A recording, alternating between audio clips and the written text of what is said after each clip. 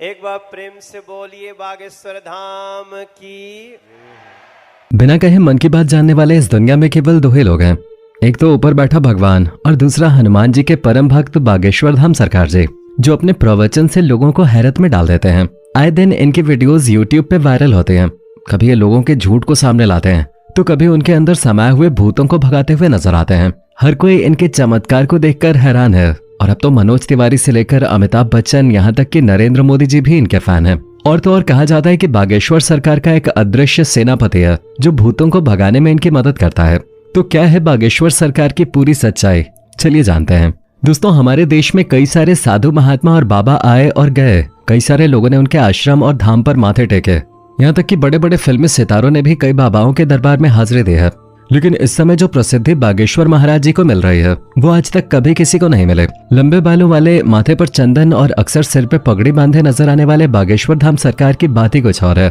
और इस चीज का सबसे बड़ा सबूत बड़े बड़े फिल्मी सितारों का इनके धाम पर आकर प्रवचन और गीत सुनना है। फिर चाहे मोदी सरकार के सबसे दिग्गज नेताओं में से एक और मशहूर गीतकार मनोज तिवारी हो या फिर साउथ इंडियन फिल्म इंडस्ट्री के सुपरस्टार सुमन तलवार हो, जिन्होंने बागेश्वर धाम आकर बाबा के नाम पे ठुमके भी लगाए और हाथ जोड़कर नमस्कार भी किया। अभी हाल ही में सदी के महानायक अमिताभ बच्चन जी की भी एक वीडियो बहुत ही ज्यादा वायरल हो रही थे, जिसमें वो बैठकर बाबा के कीर्तन का आनंद ले रहे थे। पर दोस्तों, ये सब कुछ एक रात का चमत्कार नहीं है, बल्कि इसके पीछे एक ऐसे बच्चे की कहानी छुपी हुई है जिसके संघर्षों के बारे में जानकर आपके भी होश उड़ जाएंगे। क्योंकि सोशल मीडिया पे एक बार अगर कोई वायरल हो जाता है तो उसकी जिंदगी बदल जाती है। लेकिन बागेश्वर धाम सरकार तो हर हफ्ते वायरल होते हैं। उनकी वीडियोस ट्रेंडिंग पे जाते हैं और लोग अपना सारा काम धाम छोड़कर इनकी बातें सुनते रहते हैं। हजारों की संख्या में लोग अपनी मनोकामनाओं को पूरा करवाने और अपनी तकलीफों को दूर भगाने के लिए बागेश्वर धाम दर्शन के लिए पहुंच जाते हैं। और ये सब कुछ मुमकिन हो पाया है बागेश्वर धाम जी के चमत्कारों की वजह से। कहा जाता है कि स्वयं हनुमान जी की कृपा बागेश्वर बाबा के ऊपर बनी हुई है और उन्हीं की असीम शक्तियां हैं जिनकी सहायता से बागेश्वर धाम सरकार किसी के भी मन की बात को जान लेते हैं और उसके बताने से पहले ही कागज पे उसकी समस्याएं लिख देते हैं, जिसके कई सारे प्रमाण अपने वीडियोस के जरिए देखे होंगे। स्टेज पर आकर जब कोई अपनी परेशानी बताता है तो बागेश्वर सरकार उसे पहले से ही लिखे हुए पन्ने को पढ़ने के लिए कहते हैं, जिसे देखकर भक्तगण पूरी तरह से आश्चर्यचकित रह जाते हैं। क्योंकि जो दुख और परेशानियां उन्होंने बाबा को अभी बताई भी नहीं थी, उनके बारे में बाबा पहले से ही पन्ने में लिख चुके थे। जिसके बाद बाबा सभी के सामने परेशानियों का हल बताते हैं और ये विश्वास दिलाते हैं कि भक्तों की परेशानी दूर हो जाएगी। लेकिन बागेश्वर धाम काफी सख्त मिजाज के भी हैं, क्योंकि अगर कोई इनके सामने झूठ बोलता है या फिर गलत नियत के साथ अपनी इच्छाएं लेके पहुंच जाता है तो ये उसकी पोल खोलने में भी कोई कसर नहीं छोड़ते। और आजकल तो बागेश्वर सरकार भूत प्रेतों को भगाने में एक्सपर्ट बन गए हैं। इनके दरबार पे अलग अलग तरह की हरकतें करने वाले लोग इकट्ठा होते हैं और बाबा उन सभी के भूतों को चुटकियों में भगा देते हैं, क्योंकि इनके ऊपर हनुमान जी की असीम कृपा है। वो कहते हैं ना कि भूत पिशाच निकट नहीं आवे, महावीर जब नाम सुनावे। और महावीर से याद आया, जो लोग हनुमान जी के परम भक्त हैं वो कमेंट बॉक्स में जय श्री राम लिखना न भूलें। हनुमान जी के परम भक्त बागेश्वर सरकार जी का असली नाम पंडित धीरेन्द्र कृष्ण शास्त्री है, लेकिन लोग इन्हें बागेश्वर धाम वाले महाराज या फिर बागेश्वर सरकार के तौर पे जानते हैं।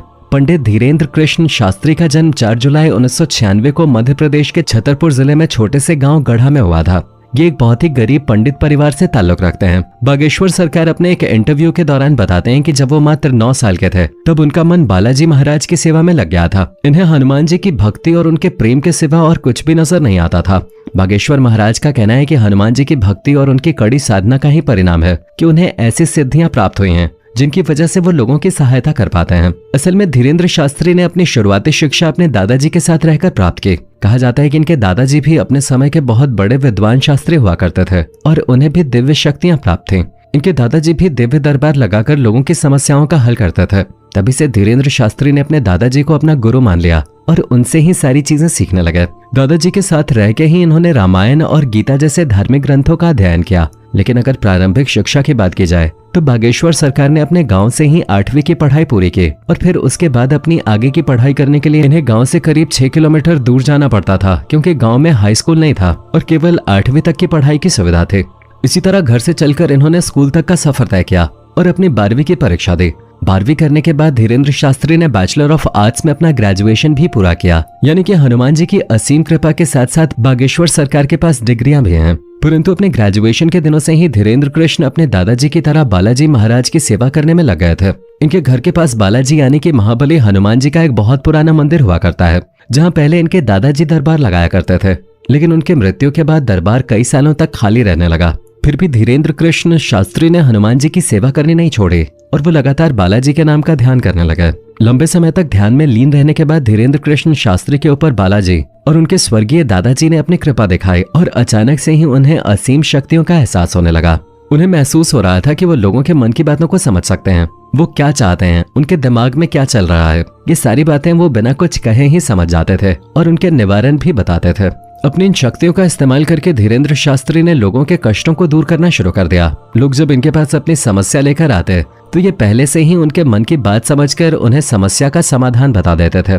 धीरे धीरे धीरेन्द्र शास्त्री को यह समझ में आ गया कि उनके अंदर उनके दादाजी की तरह ही दिव्य शक्तियां मौजूद हैं। तब जाकर उन्होंने अपना दरबार लगाना शुरू किया और यहीं से धीरेन्द्र कृष्ण शास्त्री बागेश्वर धाम सरकार के नाम से प्रचलित होने लगे। मंगलवार और शनिवार को अपना धाम लगाकर ये भक्तों के दुख तकलीफों का निवारण करते। जिनकी अर्जी लगती थी उन्हें बागेश्वर धाम अपने पास बुलाते और उसकी समस्या को उसके बिना कुछ बोले ही सवाल और सवालों का हल एक पर्ची में लिख देते, जिससे लोगों का विश्वास बागेश्वर धाम के ऊपर और भी ज्यादा दृढ़ होने लगा। आप ये जानकर हैरान रह जाएंगे कि बागेश्वर धाम सरकार ने केवल भारत ही नहीं बल्कि पूरी दुनिया में अपने दरबार लगाए हैं और लाखों की भीड़ को इकट्ठा करके उनकी मदद कर चुके हैं। कुछ लोग तो इन्हें साक्षात भगवान समझते हैं, हालांकि कुछ महिलाएं ऐसी भी हैं जो बागेश्वर धाम की खूबसूरती को देखकर उनके ऊपर अपना दिल हार बैठते हैं और उनकी बातें सुनने और उन्हें एक नजर देखने के लिए उनके धाम पहुंच जाते हैं। पर अपने सख्त मिजाज के लिए मशहूर बागेश्वर धाम का ध्यान इस तरह की चीजों पे बिल्कुल भी नहीं लगता। वो दरबार में आने वाले हर एक शख्स को अपने बच्चे की तरह मानते हैं और उसी प्रकार से उनसे बातें भी करते हैं। वैसे दोस्तों, हमारे देश में जहां बाबाओं और तांत्रिकों की छवि इतनी ज्यादा खराब हो गई है, जिनमें से आधे से ज्यादा तो जेल की हवा खा रहे हैं।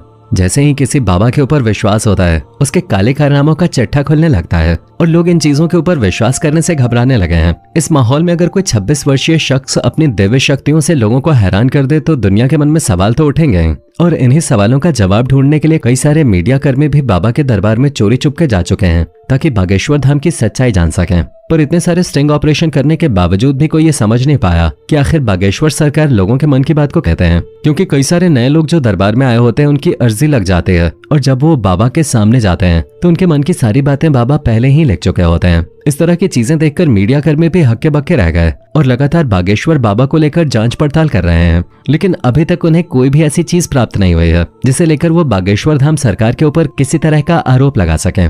शायद इसीलिए बड़े बड़े नेता और अभिनेता बागेश्वर धाम के ऊपर विश्वास करने लगे हैं। वैसे दोस्तों, इनके बारे में एक बात बहुत ही ज्यादा प्रचलित है। कहा जाता है कि इनका एक सेनापति भी है जो किसी को दिखाई नहीं देता।